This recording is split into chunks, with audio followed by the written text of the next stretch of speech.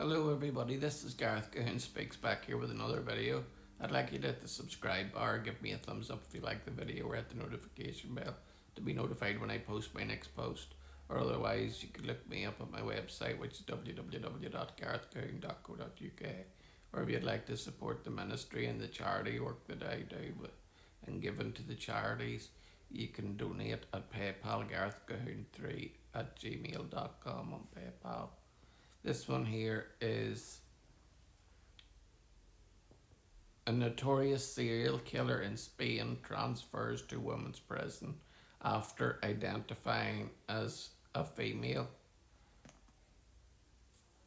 Very timely, isn't it? A Spanish serial killer who murdered 11 elderly people has been moved to a women's wing of a prison after identifying as female.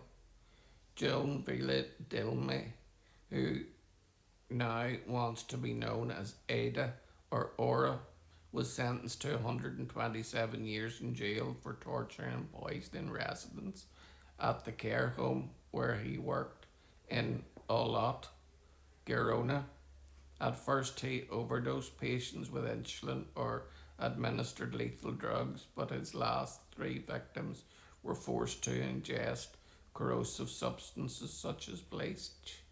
The 60-year-old has now reportedly changed his appearance and intends to undergo sex swap surgery, which could cost Spain's healthcare system up to €80,000. Outrage.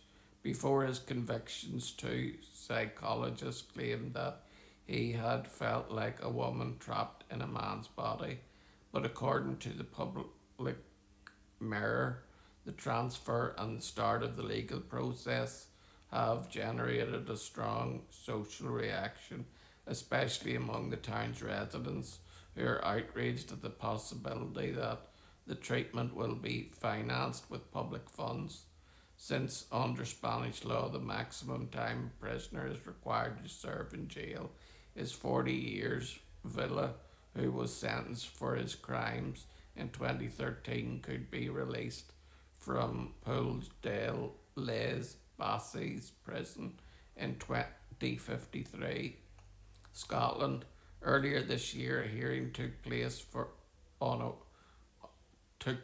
on for women Scotland's judicial review at the Scottish Government's policy on housing prisoners who identify as members of the opposite sex.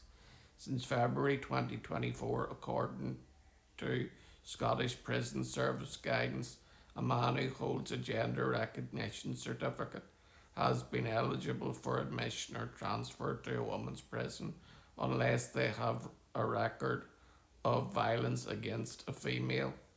But Aidan O'Neill, KC, told the Court of Session that the policy is rooted in an ideological position which runs counter to the Supreme Court ruling on biological sex.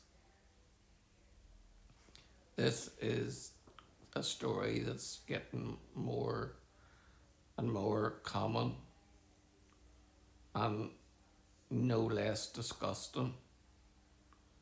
A man should be in a man's prison no matter what he wants to identify himself as.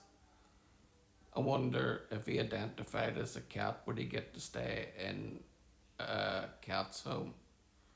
Or if he wanted to identify as a dog, would he be put in a pound? That would be the best place for him, I think. Shalom, Maranatha, and Hallelujah.